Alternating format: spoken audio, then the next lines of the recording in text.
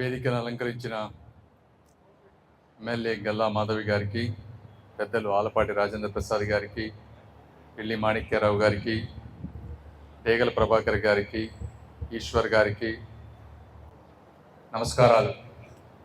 ముందుగా దీనికి ప్రారంభం అయినటువంటి ఈ కార్యక్రమానికి బీజం వేసినటువంటి శారద గారు, వారికి మనస్ఫూర్తిగా ధన్యవాదాలు తెలుపుతా ఉన్నాను.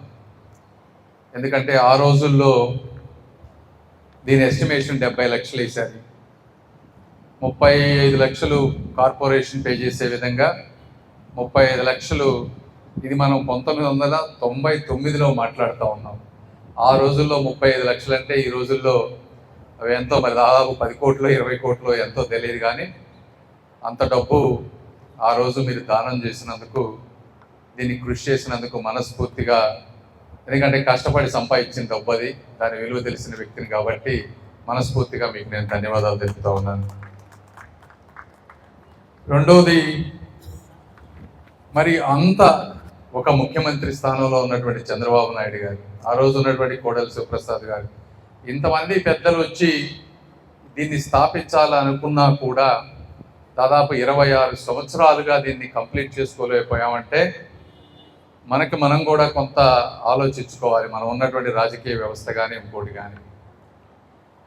ఎలక్షన్లప్పుడు రాజకీయాలు అవసరం తప్పదు, కానీ ఎలక్షన్లు అయిపోయిన తర్వాత ఎవరైనా సరే ప్రజా సంక్షేమం గురించి మాత్రమే ఆలోచించాలి. దురదృష్టవశాత్తు చేసుకోలేకపోయాం. అయితే మళ్ళీ ఈరోజు ఎలక్షన్ అయిన దగ్గర నుంచి మొట్టమొదటిగా ఈ సమస్యను నా దగ్గరికి తీసుకొచ్చినటువంటి వ్యక్తులు గల్లా మాధవి గారు, అదేవిధంగా గల్లా రామచంద్రరావు గారు, వీళ్ళిద్దరు తీసుకొచ్చారు.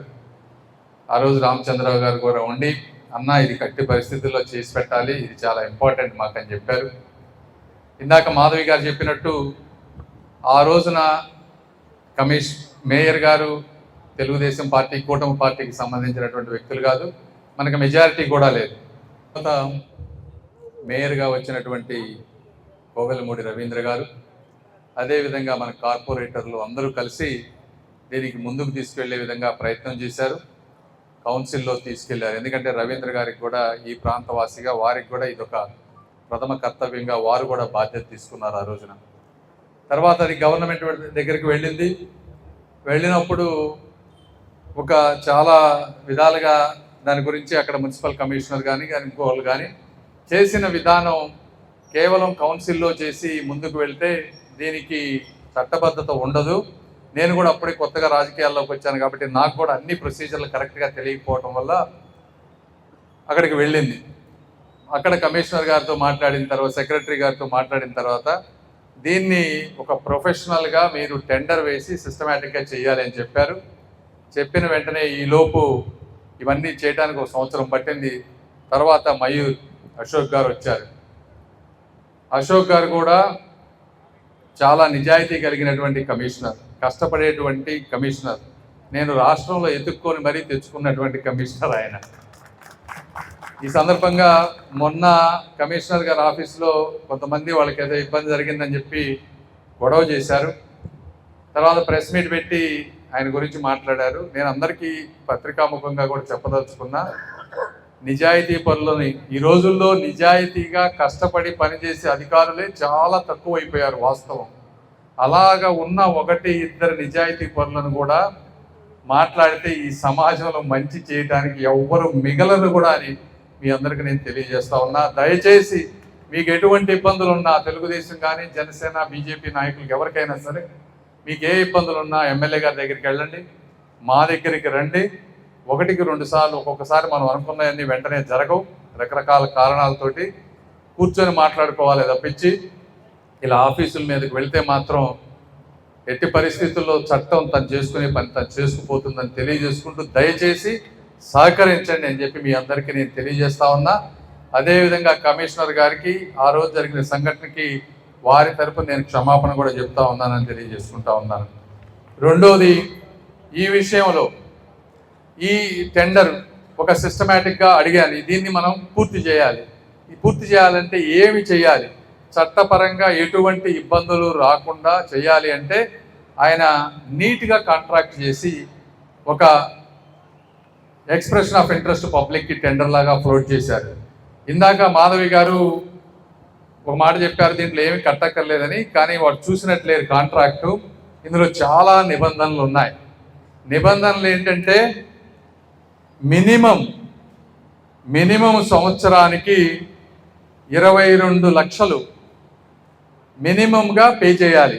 బిజినెస్ ఉన్నా లేకపోయినా వాళ్ళకి వచ్చినా ఏంటి అంటే రెవెన్యూ షేర్లో 14% లేదా 22 లక్షల కంటే దాటితే వచ్చే రెవెన్యూలో 14% పే చేయాలి.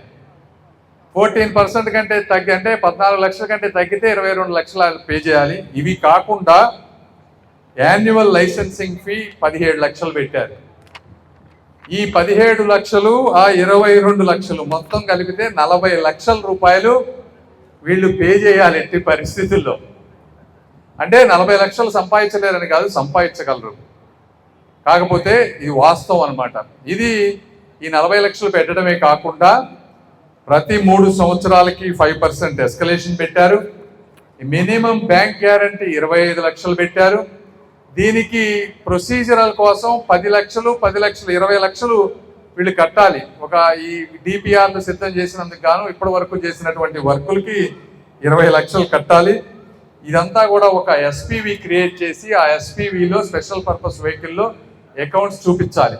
ఇవన్నీ ఎందుకు చెప్తా ఉన్నామంటే ఎంత మంచి వాళ్ళైనా సరే అన్నమయ్య సేవా సమితి సభ్యులు, ఎందుకంటే కాలం ఎప్పుడు ఒకేలాగా ఉండదు. ఇప్పుడు మంచి వాళ్ళు ఉన్నారు కదా అని చెప్పి తర్వాత వచ్చే వాళ్ళు మంచి వాళ్ళుగా ఉండాల్సిన అవసరం లేదు. కాబట్టి చట్టబద్ధత ఉండే విధంగా పారదర్శకంగా ఒక ఏదన్నా ఉంటే అది సమస్య ఎవ్వరికి కూడా రాదు. ఎలాంటి వారికైనా మనం సహాయం చేయగలం. కాబట్టి ఒక సిస్టమేటిక్గా 33 సంవత్సరాలు లీజు ఉండే విధంగా చేశారు.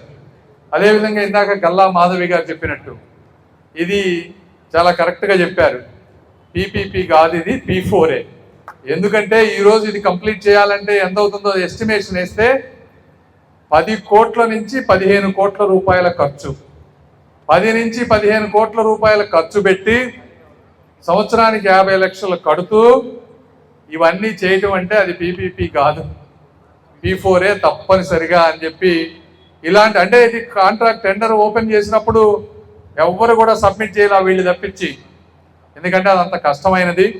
అయితే వీళ్ళు సమాజంలో ఒక క్రెడిబిలిటీ, ఒక నమ్మకాన్ని తెచ్చుకున్నారు ఈ దేవాలయం ద్వారా. ఇక్కడికి అందరూ అంటే నేను కూడా ఇలా వచ్చినప్పుడు 10 మందిని అడుగుతాం. అందులో ఉన్న వాళ్ళకి ఒక్కళ్ళకి కూడా మచ్చలేదు, సొంత లాభం లేదు, సేవ చేయటం తప్పించని తెలుసుకున్నాక వీరి కోసం ఎంత దూరమైనా వెళ్ళి నిలబడదాం అనుకున్నాం. అలా నిలబడే ఈ రోజున దీనికి ఒక మనిషిని పెట్టి మరి అన్నీ కూడా తీసుకొని వచ్చి ఈరోజు చేసాం. మయూర్ గారు కూడా, అశోక్ గారు కూడా చాలా తొందరగా దీన్ని కంప్లీట్ చేశారని వారికి కూడా నేను మనస్ఫూర్తిగా ధన్యవాదాలు తెలుపుతా ఉన్నాను. అదేవిధంగా ఇది 2 సంవత్సరాలు టైం పెట్టారు కంప్లీట్ చేయడానికి. అయితే దానికంటే ముందే కంప్లీట్ చేసి ఇందాక మీరు చెప్పినట్టు ఒక మంచి హైదరాబాద్ అంటే ఎన్నో కన్వెన్షన్ సెంటర్లున్నా కూడా గుర్తుండేది ఒక రవీంద్ర భారతి. ఎందుకంటే అందులో కల్చరల్ ప్రోగ్రామ్స్ కానీ ఇవన్నీ ఉన్నాయి. కాబట్టి అదే విధంగా అద్భుతంగా చెందాలి. అలా అని చెప్పి ఇప్పుడు ఖర్చులు ఉన్నా కూడా, ఎందుకంటే ఇట్లాంటి మంచి మంచి కళ్యాణ మండపాలు వస్తే కాంపిటీషన్ పెరుగుతుంది సమాజంలో. కాంపిటీషన్ పెరిగి అవైలబిలిటీ పెరిగినప్పుడు ఆటోమేటిక్గా ఖర్చులు కూడా తగ్గుతాయి. ఇది అల్టిమేట్గా మధ్యతరగతి పేద ప్రజలకు ఉపయోగపడుతుందని మీ అందరికీ నేను తెలియజేసుకుంటూ ఉన్నాను. నాకు ఎటువంటి ఇది లేదు, వీళ్ళు తప్పకుండా ఒక అద్భుతంగా దీన్ని తయారు చేస్తారు. 1.5 సంవత్సరంలో వచ్చి దీన్ని మళ్ళీ ఓపెన్ చేసుకుంటాం. ఎందుకంటే నేను ఎప్పుడు చెప్తా ఉంటాను, ఈ రాష్ట్రంలో ఏ శిలాఫలకం పడిందన్నా, ఒక ప్రాజెక్టు పూర్తయిందైనా అన్నా తెలుగుదేశం పార్టీ ప్రభుత్వంలోనే జరిగింది. దానికి ఉదాహరణ ఆ రోజు వేసినటువంటి చంద్రబాబు నాయుడు గారి శిలాఫలకం. మళ్ళీ కంప్లీట్ చేయబోయేది కూడా మేమే అని మీ అందరికీ తెలియజేసుకుంటూ మరొకసారి అదేవిధంగా నార్ల వెంకటేశ్వరరావు గారి గురించి చెప్పారు. ఒక మంచి ఫియర్లెస్ ఎడిటర్. ఆ రోజు తను అనుకున్న సిద్ధాంతాల కోసం ఎమర్జెన్సీ పీరియడ్లో కానీ ఇంకొక పీరియడ్లో కానీ పోరాడి ఈ విధంగా తెచ్చుకుంటే, అంటే సమాజం కోసం బతికినప్పుడు మాత్రమే ఇలాంటి మంచి మంచి వాటికి వారి పేర్లు వస్తాయని తెలియజేసుకుంటూ, ఇలాంటి వారిని ఈ ప్రాంతంలో పెరిగే వాళ్ళందరూ కూడా స్ఫూర్తిగా తీసుకొని మంచి కార్యక్రమాలు చేయండి. తప్పనిసరిగా ఆఖరిగా మంచి కార్యక్రమాలు చేసే వాళ్ళకి, మంచి మనసున్న వాళ్ళకి, మీరు ఒక్కళ్ళే ఉన్నా అవతల 1000 మంది ఉన్నా మీ ఒక్కరికి ఓటు లేకపోయినా కూడా మీ పక్షానే నిలబడతామని తెలియజేసుకుంటూ ఈ మంచి కార్యక్రమానికి నన్ను ఆహ్వానించినందుకు ధన్యవాదాలు తెలుపుకుంటూ సెలవు తీసుకుంటా ఉన్నాను. Thank you.